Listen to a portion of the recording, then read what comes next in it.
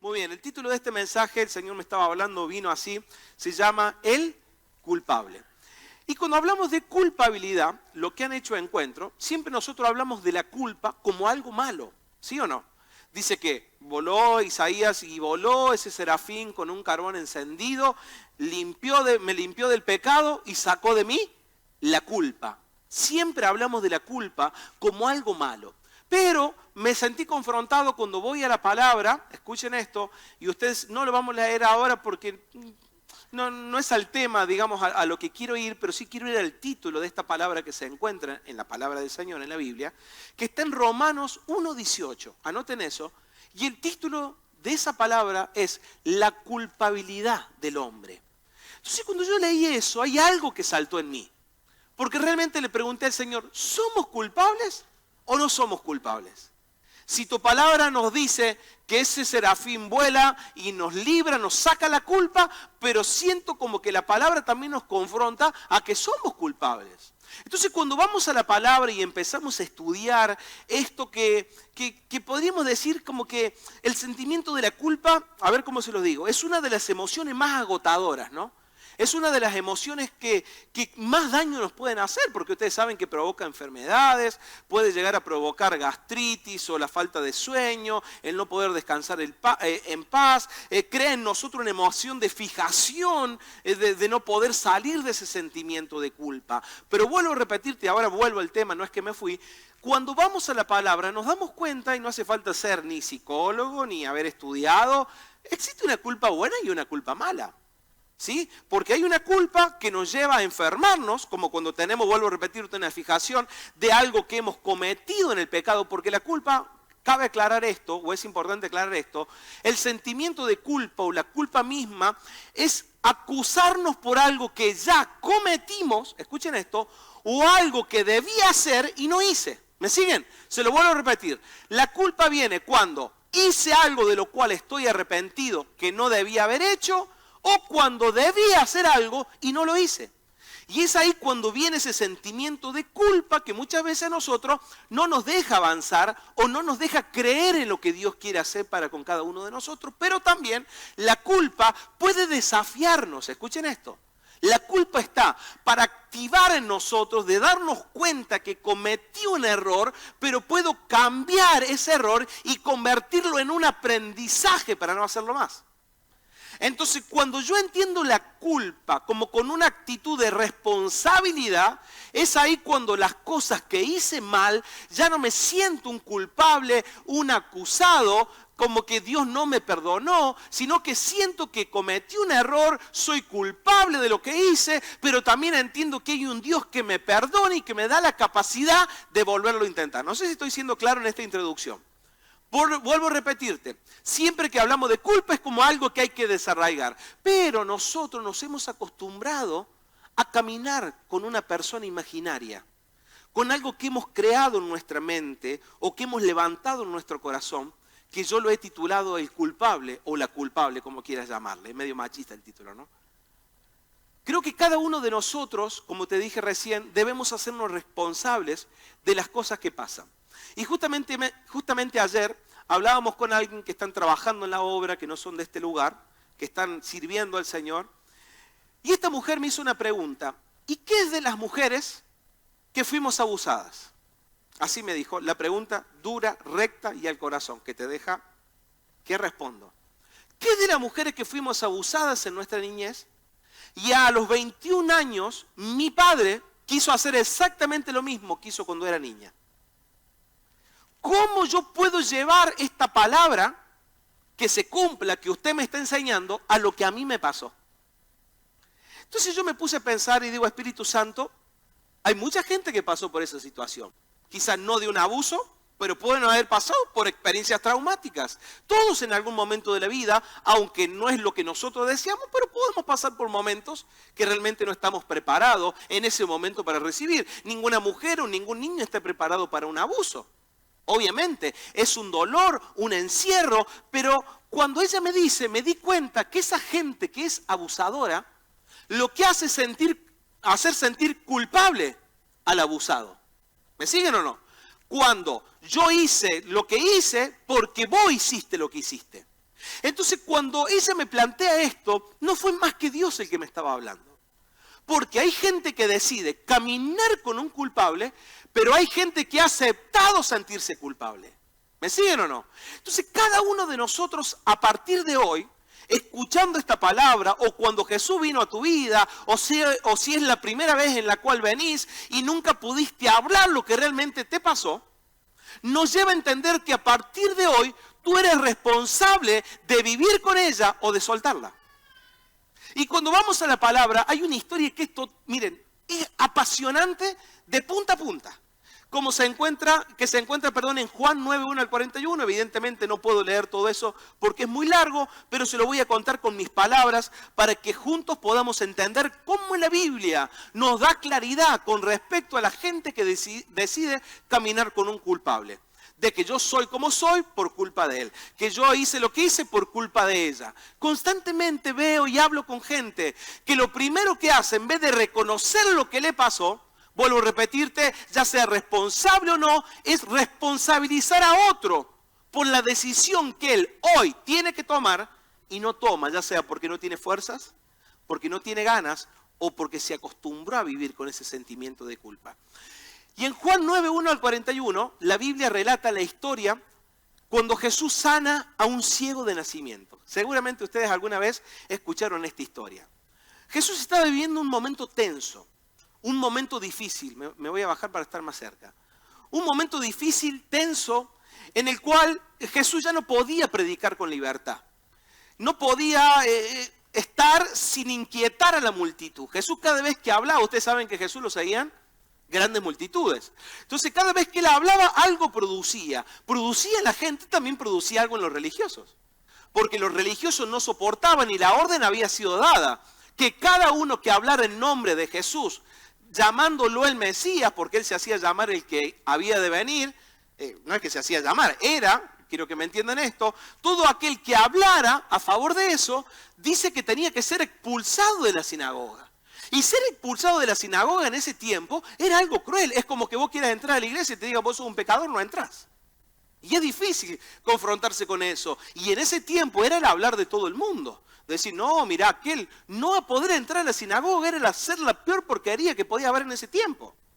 Entonces Jesús en medio de eso lo quisieron apedrear, relata un poco antes de esta historia que le voy a leer, y dice que pasa en medio de ellos sin que nada le pase. No lo pudieron apedrear. Pero él caminando con sus discípulos, saliendo de ese momento, ahora entro al 9.1, saliendo y caminando con sus discípulos, van e iban conversando, y en medio de esa conversación se encuentran o ven a un muchacho que estaba ciego de nacimiento. Y bien dice la palabra que mendigaba, porque obviamente no podían tener trabajo, no podía moverse por sus propios medios. Entonces lo único que había para en esa época era tirarse, como la Biblia lo relata, en la puerta de una iglesia, en la puerta del ingreso de una ciudad, de una aldea, a mendigar, a que la gente le diera algo. O sea, que ellos sobrevivían si la gente le daba algo. ¿Me siguen o no? Ahora, cuando van caminando con los discípulos le hacen una pregunta. Una pregunta que realmente a Jesús lo despierta y lo inspira y a nosotros nos tiene que revolver la cabeza. Y los discípulos le dijeron, porque era lo que se movía en ese tiempo. Le preguntaron, cuando lo vieron ciego, no preguntaron, ¿le damos limosna? ¿Lo curamos? ¿Le imponemos manos? Llamamos a todos los discípulos, hacemos una ronda, lo hacemos pasar por un encuentro, lo hacemos hacer academia y después le enviamos. Ellos hicieron una pregunta, o dos preguntas. Le dijeron, ¿quién pecó? ¿Este o sus padres? Porque en esa época el tener una enfermedad era sinónimo de pecado. ¿Me siguen o no? Ahora, el no poder ser madre era porque había un pecado. El ser ciego es porque había un pecado, ya sea de sus padres o sea del mismo. El ser un paralítico era porque era un pecador. O sea, siempre que al ser humano le pasaba algo, automáticamente había que buscar un culpable de por qué él estaba en esa situación. Entonces Jesús da una respuesta que realmente era una respuesta única porque en ese tiempo no se escuchaba esa respuesta. Y Jesús dice, mira, no pecó ni sus padres ni él, sino que es un gran momento para que las obras de Dios se manifiesten. Miren, entonces ellos acostumbrados toda una vida a escuchar algo, de decir, de no querer confesar, porque si te pasaba una enfermedad, si te pasaba algo, era porque algo mal estaba en vos. Es como cuando decimos, el mal no tocará tu vida, y cuando te toca el COVID, vos preguntás dónde está Dios. Exactamente lo mismo que nos puede llegar a pasar hoy. ¿Quién pecó? No, las obras de Dios se manifiestan. Entonces, antes de seguir con esta historia apasionante, quiero decirte algo. Que algo yo estoy seguro que va a pasar con tu vida en esta mañana. Y es que las obras de Dios se van a manifestar a tu favor. Con esa fe, quiero decírtelo nuevamente. Estoy seguro que las obras de Dios se van a manifestar en tu vida hoy. Pero para eso, soltalo. Soltalo. La historia sigue, porque esto se pone bueno. Porque los fariseos no soportaban que a quien ellos habían señalado como la consecuencia de su pecado, o de sus padres, había sido sanado. Entonces lo llaman, lo empiezan a interrogar y le dice, ¿cómo te fueron abiertos los ojos? Había gente que decía, no es él. Otro decía, se parece a él. Otro decían, sí es él. El ciego decía, yo soy. Dejen de pensar, yo soy. El que mendigaba, ahora yo soy. Y el milagro que Jesús hizo, lo hizo de una manera totalmente contradictoria a lo que se podía hacer en la época. Porque Jesús podría haber dicho, en el nombre de Jesús recibe la vista. Pero día sábado, el día que se guardaba, no se podía trabajar, ni menos que menos se podía hacer milagros. Ahora Jesús dice que lo curó, y lo curó escupiendo en el piso y haciendo barro, cosa que no se podía, y le untó los ojos. Doble pecado. ¿Cómo va a trabajar haciendo el barro? ¿Cómo va a escupir? ¿Cómo va a curar en día de reposo? Dice, ahora ve a lavarte en el estanque de Siloé. Y dice que fue, lo hizo. Y el que era ciego, ahora veía.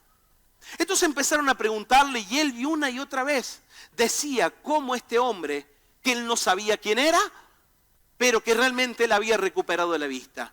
Entonces esta gente que lo estaba interrogando dice, llamen a sus padres.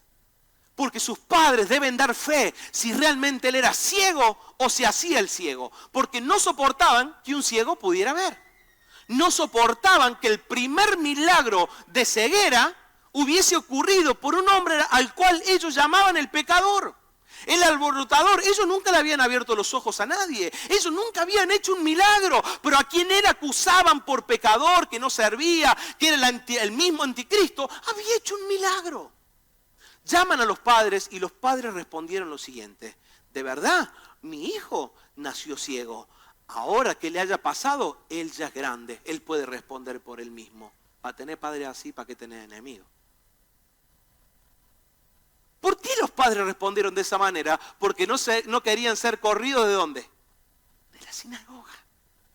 No quería ser mal visto. O sea que a los padres les importó más que lo que opine la gente, que el milagro que Jesús había hecho en la vida de sus hijos. Lo siguen interrogando. Le siguen preguntando cómo fue, hasta que ya se calentó el ciego. Ya el ciego que estaba viendo, los ojos se le habían puesto rojos, se había calentado de verdad. ¿Hasta cuándo me van a preguntar? ¿Acaso quieren ustedes ser discípulos de él? ¿Para qué? Miren, les voy a decir una cosa, dice. Y los confronto. Ustedes dicen que él es pecador. Y también dicen que Dios no escucha a los pecadores. Ahora, si él es pecador, quiere decir que Dios no le escuche. ¿Cómo me hizo el milagro a mí? Dice que se enfurecieron y lo echaron de la sinagoga. Y acá es donde está lo apasionante. Vayan conmigo, por favor, a 9:35, y esto sí lo voy a leer. Juan 9:35. Dice lo siguiente. Oyó Jesús que le habían expulsado y hallándole le dijo, ¿crees tú en el Hijo de Dios? Respondió él y le dijo, ¿quién es? A ver, entendamos, nunca lo había visto. Lo único que él sabía que alguien le echó, escupió en el piso, hizo un poquito de barro, se lo puso en los ojos y él dijo, anda, lavate. Él nunca vio quién hizo un milagro. Dice, ¿crees? Dice, ¿quién es, Señor, para que crea en él? Jesús le dijo, pues le ha visto, el que habla contigo, él es. Y él dijo, creo, Señor, y le adoró. Jesús dijo, para juicio he venido yo a este mundo, para que los que no ven, vean, y para los que ven, sean cegados. Entonces algunos de los fariseos estaban con él, y al oír esto le dijeron, ¿acaso nosotros somos también ciegos? Jesús les respondió, si fuesen ciegos no tendrían pecado, más ahora porque decís, vemos, vuestro pecado permanece. ¿Qué palabra que es esta? Ya les voy a aclarar esto un poquito más adelante. Pero quiero que veamos el primer punto. Escuchen, que la iglesia debe comprender, que quizás no es muy espiritual, pero es algo de lo cual nosotros debemos entender en qué lugar nosotros estamos inmersos. Punto número 1, debemos entender la responsabilidad colectiva y la responsabilidad personal. ¿Estamos de acuerdo? Existen dos responsabilidades que nosotros tenemos. Yo escucho a mucha gente decir, porque la iglesia me dañó, porque mis padres me dañaron, porque mis líderes se olvidaron de mí, porque siempre lo macro, porque en el trabajo, porque esto, porque lo otro. Y si yo no mal entiendo, la iglesia está constituida, ¿por qué? Por personas. O sea que la sumatoria de vos, de mí, de tu amigo, de tu amiga, del hermano, de la hermana, del que no querés tanto, construimos o constituimos la iglesia. O sea que hay una responsabilidad que nosotros tenemos como iglesia. Y muchas veces nosotros decimos, sí, no, porque en la iglesia no hacen eso. Y no nos hacemos cargo de que nosotros somos parte de la iglesia. No, porque la iglesia tal cosa. Tendrías que decir, porque yo hago o no hago tal cosa. Porque la iglesia, vuelvo a repetirte, se constituye de personas. Y muchas veces, como libremente hablamos, tocando a la novia de Cristo, diciendo, porque en la iglesia no hay amor, en ti no hay amor. Porque en la iglesia no dan oportunidades, en ti no hay oportunidades. Porque tal y tal cosa, y no nos damos cuenta que si queremos que lo macro cambie, que la iglesia cambie, el que tiene que cambiar soy yo. Cuando pasó lo de la ley del aborto, mucha gente se enojó, no sé si se enojó, pero saltan, porque saltan por la camiseta política. ¿Sí? Porque están a favor o en contra de un gobierno, y lo que menos yo quiero hacer es politizar un mensaje. O politizar algo que es simple, pero nosotros no lo queremos entender. Y la gente lo entiende para el lado, sí, yo no con esos corruptos, no se trata de eso. Se trató simplemente el pensamiento que puse de que un gobierno llega a ser gobierno, valga la redundancia, porque hubo gente que lo votó. Y si llegó es porque la mayoría lo votó. A cualquier gobierno que se le ocurran, a cualquier municipio que ustedes quieran hablar, al gobernador que ustedes quieran, a lo que quieran, llega a ser gobierno porque alguien los votó. Y nosotros muchas veces estamos orando para que cambie lo macro. Señor, toca el gobierno. Y otra gente me decía, pero usted sabe, pastor, que el que pone los gobiernos es Dios. Nosotros debemos orar. Nosotros tenemos los gobernadores que hemos elegido. Por ende, cuando van a la Biblia, van a encontrar que todo lo que le tocó sufrir al pueblo de Israel fue porque acertaron o erraron. ¿Qué quiero decirte con esto? Que muchas veces nosotros oramos para que cambien ciertas cosas, pero no oramos para cambiar yo. Porque si no cambio yo, jamás va a cambiar lo colectivo. Y vemos que mucha gente vive de un humo espiritual. Vive de una mentira que lo hace sentirse bien para realmente no hacernos responsables de lo que está sucediendo. ¿Estamos de acuerdo? Siempre que un lugar es ocupado por gente incorrecta, quiero decirte que es un lugar que ha sido ocupado porque los correctos dijeron el problema de lo macro y no se hicieron responsables de lo que les compete. Y muchas veces a nosotros nos encanta buscar un culpable. El gobierno es culpable, la iglesia es culpable, esto es culpable. Siempre la responsabilidad es por lo mayor, pero no nos damos cuenta que el problema mayor es porque hay un problema menor. Si yo realmente quiero cambiar, o quiero que... ¿Cuánto quieren que su familia cambie? A ver. Todos tienen problemas, che. ¿Cambia vos? Quiero que cambie la vieja. ¿Y vos, Quiero que cambien mis hijos. ¿Y vos si viven en tu casa? ¿Me entienden? Siempre como que nos acostumbramos a vivir con él. Y nos encanta caminar con el culpable. Sí, él es el culpable, por eso yo no tengo plata. Sí, este es el tiempo que estamos viviendo. Este es el COVID, por eso estamos como estamos. Y vamos siempre abrazados, caminando en la vida, diciendo, mirá quién tengo, al culpable. Pero no nos damos cuenta de la autoridad que está en nosotros para hacernos responsables, para cambiar las cosas. Creo, iglesia amada de Jesucristo, de los últimos tiempos, estaba por decir, que tenemos una gran oportunidad. Creo firmemente, y es liberarnos de ese culpable y hacernos responsables para que realmente lo que Dios te ha prometido lo puedas recibir en este año. Pero hagámonos responsables. Una y otra vez en cada charla que hablo, que tengo con personas, antes de examinarse o de abrir su corazón para hacerse responsable, lo primero que sale de su boca, ¿por qué? Porque aquel, porque este, porque lo otro. Siempre hay una actitud de tratar de minorar su decisión echándole la responsabilidad al otro.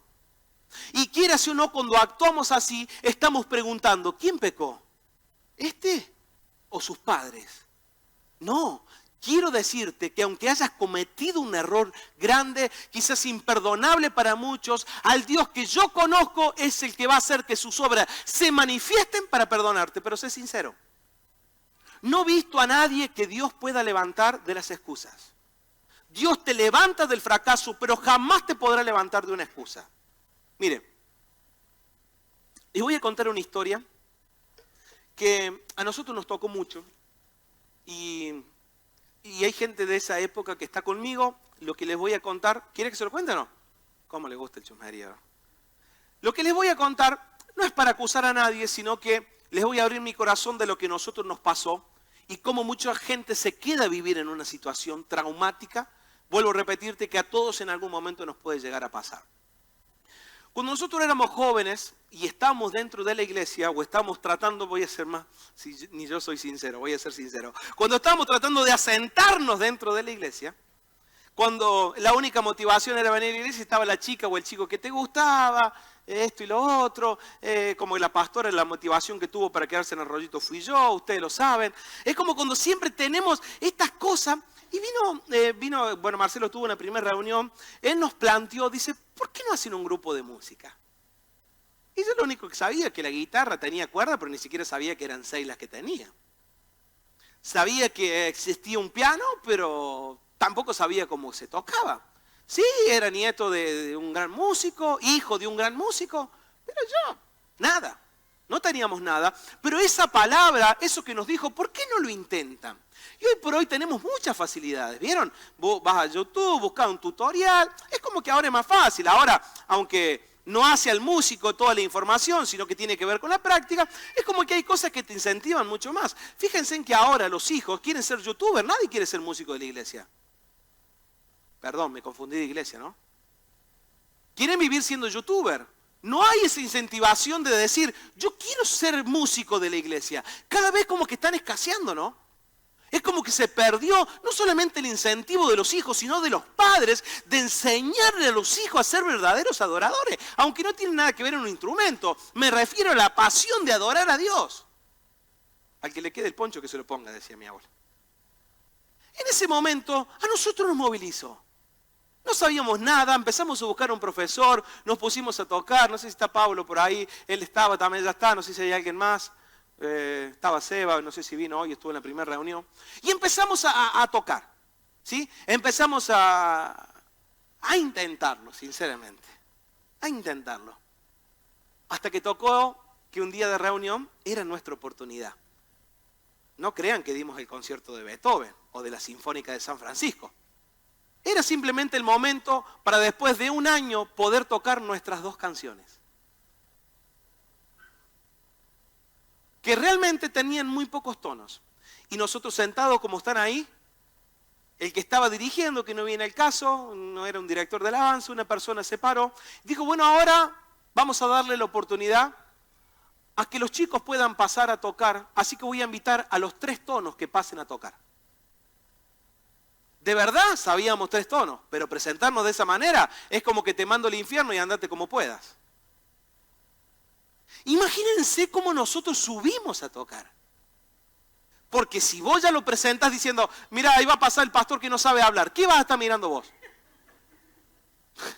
A ver cuando se equivoca. Sin ánimo de ofender, que pase el pastor Rengo, ¿qué le va a mirar a vos? ¡La renguera! Claro, se encargó de meter el dedo en la llaga de cuáles pasen los 3 tonos. Ni los 3 tonos nos salieron esa noche. Literalmente, hermano, a Pablo no sé si fue el encuentro, perdón, yo lo perdoné ya en el encuentro. Se dio vuelta con la guitarra en pleno concierto, le pegó nosotros tenemos la atriz con las 3 notas, porque ni las 3 notas me había aprendido. Le pega con la guitarra, se cayó arriba al piano, hizo un ruido, se cayó todo. Fue un desastre. Porque hubo algo que ya nos destinó a creerlo, a tomarlo, de que nos iba a ir mal. ¿Me entienden? Y así nosotros arrancamos. Ahora, eso que pasó, a mí me determinó a ser mejor. Pero una y otra vez me encuentro con personas de esa época que todavía están con la fijación de los 3 tonos. De las cosas que le dijeron, porque no lo valoraron y porque nunca lo respetaron conforme al esfuerzo. Y fue traumático, pero yo decidí que lo que Dios puso en mí es mucho más importante que lo que otro puede dejar a decirme. Porque muchas veces quiero decirte algo, que Satanás se disfraza como ángel de luz. Y el diablo no desciende en forma de diablo con cola y horquilla, sino que el diablo se disfraza de hermano. Y muchas veces de la gente que vos esperás una palabra de aliento, el que te dice que suban los 3 tonos, que suba el que pecó, vení acá. Y hay cosas en las cuales nosotros nos encerramos, lo abrazamos y queremos vivir con eso. Y no fue fácil.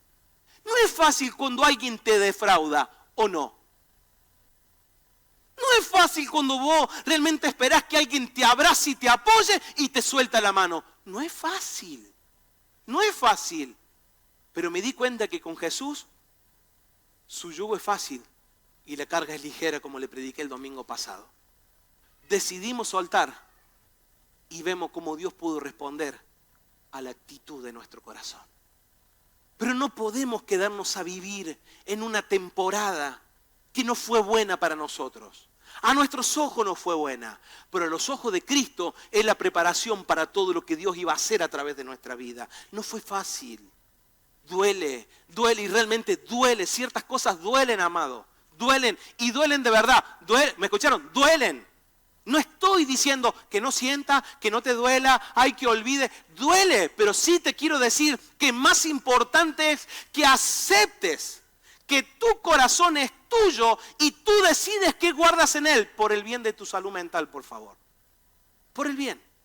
Decide cambiar y salir adelante porque tenemos una gran responsabilidad nosotros por delante para tomar lo que realmente Dios nos ha preparado. Y estoy reiterativo en esto, pero quiero decirte, te reitero esto de que Dios tiene preparado grandes cosas porque lo hemos estado declarando estos primeros días del año. Ahora hagámonos responsables, por favor. Hagámonos responsables. Porque hay palabras que hieren. Hay palabras que profundizan nuestro corazón, nuestra grieta, que nos destruyen, nos matan. Pero está ahí la fortaleza del ser humano que ama a Dios para levantarse del lugar donde te quisieron ver muerto, pero ese lugar donde te quisieron ver muerto te van a ver resucitado. Yo no sé a quién estoy hablando en esta mañana. Ese lugar donde quisieron matar tus sueños es el lugar de tu comienzo para grandes cosas que el Señor va a hacer contigo. Amado mío, despiértate del sueño, deja que se vaya, suelta a tu amigo imaginario del culpable, suéltalo, déjalo que se vaya, deja de vivir tu vida como una película mexicana, suéltala y hazte responsable. Aunque fue el otro culpable, no te importa, el Señor se encargará de él. Pero sí hay una responsabilidad de decir, hoy Dios me ha hablado y tomo una responsabilidad de ser lo que debo ser en este tiempo. Esa es la vida cristiana. Eso es la vida de un hijo de Dios. Lo segundo que quiero que veamos es que tú decides. ¿Quién decide? Tú decides. ¿Tú? ¿Quién decide? Tú le dices al otro, no, yo decí conmigo. Yo decido. El otro no decide por lo que te dijo. ¿Quién es el otro para decirte que no sirves para nada? Él no decide. Tú decides qué creer o a quién creerle. Tomar y qué desechar. Tú decides. ¿Cuántas mujeres hay acá que su marido o pareja le dijo no servís para nada? Se agarraron de ahí, se encerraron en esa cueva de ser inservibles y no pueden salir. No pueden salir. Y tenemos que ser libres. No puede atarte una palabra de una persona que fue usada por Satanás para paralizar tu vida. No puede ser así bajo ningún concepto. Tú decides. Miren Romanos 5, 12 y 19. Quiero que veamos esto. Por tanto, como el pecado entró al mundo, ¿por quién? ¿Por quién entró el pecado? ¿Responsabilidad? ¿Personal o colectiva? Claro, entró por un hombre. Escuchen esto. La responsabilidad entró por un hombre al mundo, dice, y por el pecado la muerte. Así que la muerte pasó a todos. Por un hombre entró el pecado y por el pecado la muerte nos llegó. O sea, vuelvo a reafirmar que las decisiones personales afectan a lo colectivo. Sigue diciendo el 19. Porque también, como por la desobediencia de un hombre, los muchos fueron constituidos pecadores. Así también por la obediencia de personal o colectivo. Por la obediencia de uno, dice la palabra, los muchos serán constituidos justos. O sea que mi decisión produce que sea justo o que mi desobediencia me lleve a la muerte. Esto que yo les acabo de leer, no es que a nosotros nos libra de la responsabilidad. Porque la verdad antes no teníamos otra. Porque por desobediente, dice que entró la muerte. Entró el pecado y entró la muerte. O sea que lo único que teníamos que esperar, ¿qué era? La muerte. Ahora, esa fue la primera opción, la muerte. La desobediencia, lo voy a decir por orden, perdón. La primera opción es la desobediencia, el pecado y la muerte. Pero ahora, por medio de Jesús, viene y dice, hay una opción B. Y la opción B es la obediencia, escuchen esto, la vida, para que vivas tú y toda tu descendencia o toda tu casa. Ahora, porque Jesús haya venido, no quiere decir que nosotros nos libremos de la culpa. ¿Me entienden? Porque esté una opción B, no quiere decir que yo no viva en el pecado. Porque lo que Jesús vino a hacer es contrarrestar y poner de nuevo el reloj en cero y a decirte, ahora la pelota está en tu cancha. Devolvela, querés jugar solo. La pelota, ¿vos sabés cuál es la pelota o no? Está en tu cancha. Tíramela que se le tiro con más fuerza a alguno que le tengo bronca. La pelota. Está dormido la hermana. ¿Qué pelota? Dice. Está en tu cancha. ¿Me entienden? Tú decides. ¿Quién la quiere agarrar? Yo, dice una. Samuel, ¿cómo anda para agarrar? Muy bien, Sam. Tírasela, que no me la tire mami, porque me tiran siempre la pelota a mí. La pelota está en tu cancha. Tú decides qué hacer. ¿Me entienden? Tú decides qué responsabilidad tomar. ¿Con la opción A o con la opción B? ¿Qué voy a hacer ahora con mi vida? Porque sé que si estoy abrazado a la culpa, lo que me espera es la muerte. Pero si yo entiendo que Jesús puso la pelota en mis pies para que yo ahora entienda cómo es el juego, perdón por la palabra juego, o cómo es la vida, ahora me hago responsable porque sé que antes no tenía excusa, porque sabía lo que era. Pero ahora en otras palabras te dice el Señor, no tiene más excusas, ¿no? Perdón, antes no tenías nada, ahora no tiene más excusa. ¿Qué vas a decir? La mujer que me diste, si estoy gordo porque mi señora cocina mucho. ¿Me entienden? O sea, pasás o haces tal cosa porque vos decidís hacerla o no. O hay alguien poniéndote una pistola en la cabeza diciendo, come, come, come. Nadie te hace eso. Peca, si no pecas, te mete un tiro. No. Al contrario, pecamos porque nosotros hemos decidido, dice la palabra, cuando de nuestra propia concupiscencia decidimos hacer ciertas cosas. Entonces está buenísimo que nosotros entendamos esto porque el Señor dijo, ahora ustedes deciden. La Biblia no habla un versículo. ¿Escucharon hablar del libre albedrío alguna vez o no? Ahora encuentren un versículo que diga eso. La Biblia enseña. Ahora nosotros debemos entender que la pelota está en nuestra cancha y tenemos libre albedrío. Diciendo, ahora ustedes deciden, ya saben lo que está bien y lo que está mal. Por eso la palabra dice, he puesto delante de ustedes la vida y la muerte, la bendición y la maldición. Ustedes escogen. Si vos querés buscar siempre un culpable, ya sabés la maldición. Ahora, si vos te haces cargo, vas a escoger la bendición para vos y para toda tu casa. Tú decides. No hay otra. No hay otra. ¿Me siguen o no? El último punto, y vamos a continuar, el próximo domingo. Le dije que muchos tienen anteriormente, pero ahora es el punto, tienen una fijación con buscar a un culpable.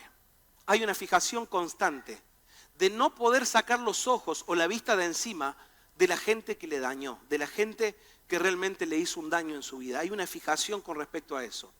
Y dice Génesis 3:12. ¿Quién pecó? ¿Adán o Eva? ¿Quién pecó? ¿Ah? Los dos comieron. ¿Pero a quién siempre Dios hizo responsable?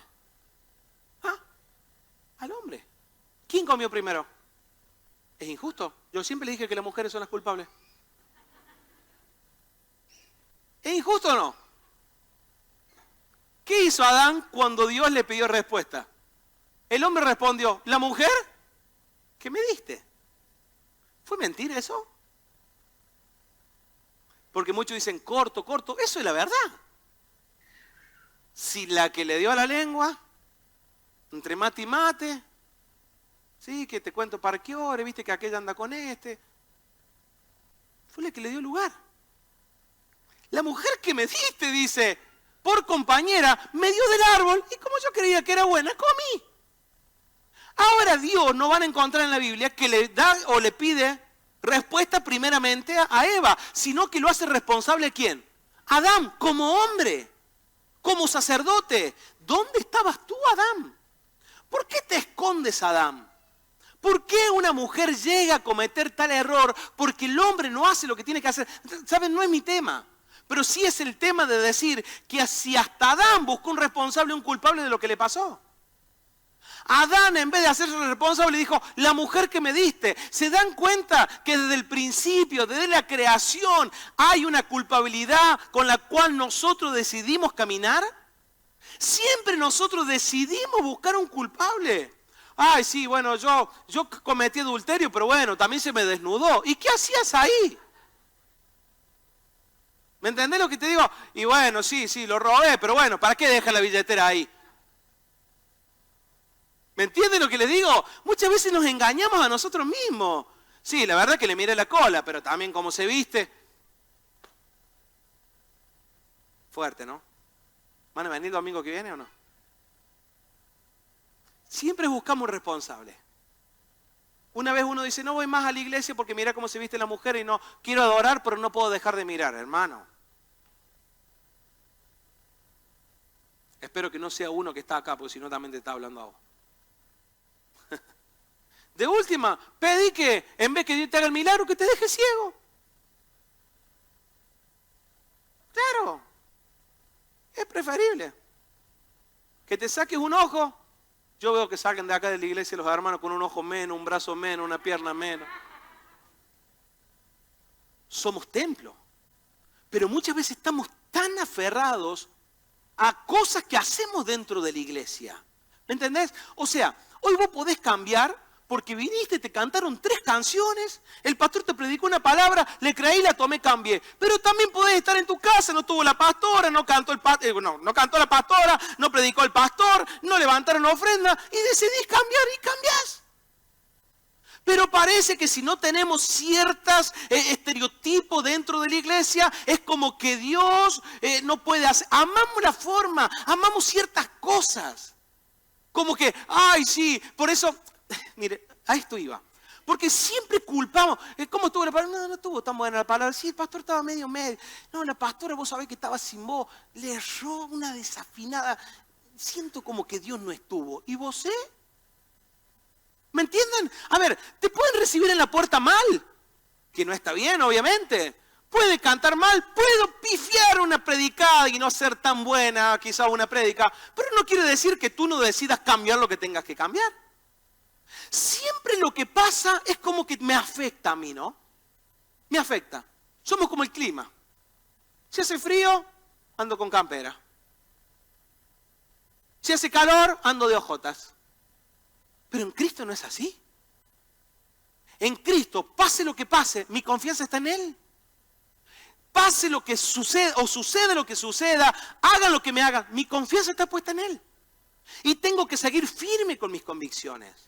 Entonces esta palabra nos lleva a que nosotros no podemos estar buscando constantemente con una fijación incansable. Si fijaras tus ojos en Jesús, como lo fijas en buscar el culpable en lo que te hicieron en tu vida, quiero decirte que serías o estarías en otro nivel en esta mañana. Por eso vuelvo a repetir, le dijo Jesús, fíjense en, tomen mi yugo, que es fácil y ligera mi carga. Pero si estás atado a un yugo de una esclavitud, toda una vida, con tu culpable o con el culpable que quisiste convivir, no esperes que tu carga sea liviana. Va a ser imposible de que la puedas cargar. No la puedes cargar. Termino con este pasaje que les dije del principio cuando leímos de Juan 9:39, en versión Dios habla hoy, léalo conmigo ahí. Dijo Jesús, para juicio he venido yo a este mundo, para que los que no ven, vean, y los que ven, sean cegados. Dice el 41, Jesús le contestó, si ustedes fueran ciegos, no tendrían culpa de sus pecados. Pero como dicen, ven, son culpables. Realmente hay gente que ve. Realmente hay gente que ve. Pero solamente mira para buscar un culpable. Por eso el Señor los llama, la gente que solamente mira para buscar un culpable. ¿Quién pecó? ¿Sus padres? Es en realidad una persona ciega, pero los que están ciegos a causa de lo que les pasó tocar en la vida, dice el Señor, yo los voy a liberar para que antes que no veían, ahora puedan ver. ¿Quién es el ciego? El que es ciego de nacimiento y Dios hace un milagro, el que se equivocó y Dios lo perdona, o el que está constantemente buscando a alguien responsable de lo que le pasó. ¿Quién es realmente ciego? Eso es lo que Jesús le estaba diciendo. ¿Se dan cuenta que los verdaderos ciegos o el verdadero ciego no era el ciego a quien Jesús sanó, sino que los verdaderos ciegos y el mensaje estaba dado para la gente que siempre buscaba un culpable por lo que le había pasado? ¿Por qué hay tanta gente ciega hasta el día de hoy? Y siguen renegando hasta el día de hoy de lo que les pasa, de lo que les duele, de lo que tienen que luchar, porque en realidad están ciegos. Están ciegos. Amado mío, aquel que está toda una vida con una fijación de lo que le hizo el hermano, es que en el 98 me dañó, es que hace del 82 que me dañó y no lo puedo soltar. Está ciego. Está ciego. Está ciego literalmente. Olvídate. Por tu bienestar mental, olvídate. Déjalo ir. Soltalo. ¿Sabes lo que es sentarte a la mesa? Devuélvame la pelota porque... ahí la tenés vos, te la querés llevar también. Mira cómo la tiro. Hay algunos que están cegados de tal forma que están comiendo con una tristeza y el invitado a la mesa, ¿saben quién es? El culpable de lo que le pasó. No tienen que comer, ahí está el culpable. No tienen que vestir, ahí está el culpable. No tengo dónde vivir, estoy comiendo con el culpable. Siempre hay un culpable. Siempre hay un culpable. No voy a la iglesia, sentado con el culpable. ¿Se dan cuenta? No congrego, y hay un culpable. Sí, me cayó gente. Siempre hay un culpable. ¿Sí o no? Siempre hay un culpable. Siempre hay alguien. Sí, porque, sí, pero vos sabés. Sí, póngale lo que quieran. Siempre tratamos en nuestra carne, en nuestra vida pecaminosa, muchas veces, tratamos de ser acompañados por alguien, como es el culpable o la culpable. Y debemos ser libres, de verdad. Debemos ser libres. Porque el que se tiene que sentar a la mesa contigo es Jesús. ¿Me entienden? Es Jesús. No la culpa por lo que hiciste o por lo que te estás martirizando constantemente por lo que no hiciste. Decidamos ser libres. Decidamos ser libres. Hoy nos sentamos a la mesa diciendo, estoy ciego porque yo lo decidí. Yo fui el culpable. Si hay un culpable, yo fui el culpable. Sí, la verdad, me hicieron tal cosa. Perdón, yo. Y si hay gente que acá se siente culpable por lo que te hicieron, vuelvo a repetirte, Dios se va a encargar de él. Vos seguí adelante. Y más allá, como se los digo una y otra vez, si no son palabritas para hacerte sentir bien, sino que realmente la verdad, si después de todo lo que te pasó, vos y estás sentado acá, es porque no sabes lo que Dios va a hacer el día de mañana contigo. No hay nada que te pueda detener. ¿Se dieron cuenta? Todo pasa por la decisión que yo tome hoy en mi corazón. De decir, yo no quiero más a este personaje en mi vida. Yo no lo quiero más. Yo no quiero vivir más con el doble de Franco. No, no, no. Yo quiero vivir con el que soy. Con el que Dios dice que yo soy. Sí, yo era ciego, pero ahora Dios me dio la vista. Sí, yo cometí error, pero Dios me perdonó. Sí, yo le fallé, dejé a un lado el ministerio, pero hoy lo tomo y acá estoy de pie para tomar y hacer lo que tengo que hacer. ¿Se dan cuenta? Es simplemente una decisión. Simplemente una decisión. No necesitamos tanto circo, perdón por la palabra circo. No necesitamos tanto humo, tantas luces. Es simplemente una decisión del corazón. De decir, lo suelto y nunca más quiero saber nada con él. Te puedo asegurar que vas a vivir mucho mejor. Siempre digo, vivan felices. ¿Vieron la gente que se aparta, que se va? Nunca puede sacar los ojos de acá. Nunca. Analícenlo ustedes, no pueden sacar los ojos. ¿Viste? Aquel sigue yendo. ¿Viste la iglesia? Si te fuiste, tomaste una decisión, bancátela, macho o macha. Saca tus ojos. Pero si tú tienes una fijación con siempre algo con lo que te afectó, con lo que no estás de acuerdo, en realidad, ¿por qué tenés una fijación? Porque en realidad vos querés estar ahí, no en el lugar donde estás. Porque si estuvieras de acuerdo con la decisión que tomas, te estarías feliz en el lugar donde estás. Mira lo que está a tu lado, decirle, vos decidís. Míralo, decirle, vos decidís. Pero yo también. Míralo ahora con más fe, decirle, vos no decidís por mí. Vamos, maridos, hoy es tu oportunidad. Cada uno decide por sí mismo. Por el bienestar, ahora sí te lo digo, de tu familia. ¿Cuántos quieren que su familia cambie? Levanta tu otra mano si ya entiendes que el primero que tiene que cambiar eres tú.